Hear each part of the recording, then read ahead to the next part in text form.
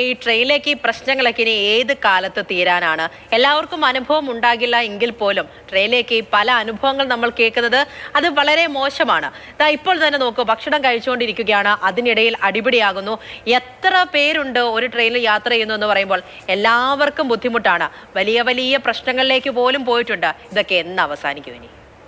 അതെ പൂജ, ഇതൊക്കെ എന്ന് അവസാനിക്കുമെന്ന ചോദ്യത്തിൽ നമുക്ക് ഈ ഒരു സംഭാഷണം തുടങ്ങാം. ശരിക്കും ഈ അടുത്ത കാലങ്ങളിലായിട്ട് നമ്മുടെ ഇന്ത്യൻ റെയിലിൽ നിന്ന് ഒരുപാട് പരാതികളാണ് ഉയരുന്നത്. അത് ഈ യാത്രക്കാരിൽ തമ്മിലുള്ള പ്രശ്നങ്ങളായിരിക്കും, അതുപോലെ TT ഉപദ്രവിക്കുന്നു, അതുപോലെ TTRനെ ഉപദ്രവിക്കുന്നു, അത് ഒരുപാട് പ്രശ്നങ്ങൾ ഇപ്പോൾ പുറത്തു വരുന്നുണ്ട്.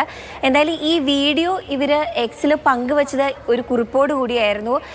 ഈ പറയുന്ന പോലെ ഇന്ത്യൻ റെയിൽവേയിലെ ജനറൽ കമ്പാർട്ട്മെന്റിലെ സ്ഥിരം കാഴ്ചകൾ എന്നുള്ള തലക്കെട്ടോടു കൂടിയാണ് ഇങ്ങനൊരു വീഡിയോ അവർ പങ്കുവച്ചത്.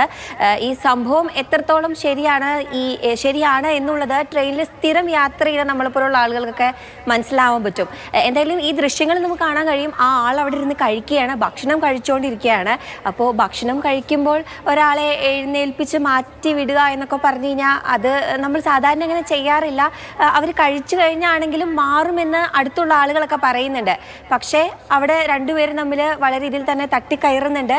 അപ്പോൾ ഒരു സ്വല്പം നേരം പോലും ഒന്ന് വെയിറ്റ് ചെയ്യാനുള്ളൊരു ക്ഷമ പോലും അപ്പുറത്തുള്ള ആൾ കാണിക്കുന്നില്ല.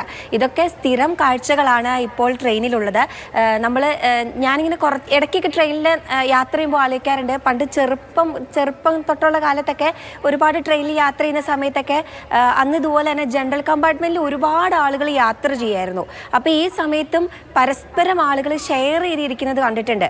അങ്ങനെയുള്ള കാഴ്ചകളും ഇപ്പോഴും കാണാറുണ്ട്. പക്ഷേ കൂടുതലും കാണാറുള്ളത് ഇങ്ങനെ തമ്മിലടിക്കുന്ന ദൃശ്യങ്ങളാണ്. ആളുകൾക്ക് എത്ര പ്രശ്നങ്ങളാണ് ഈ റെയിൽവേയുടെ ഭാഗത്തു നിന്ന് റിപ്പോർട്ട് ചെയ്യപ്പെട്ടിട്ടുള്ളതല്ലേ?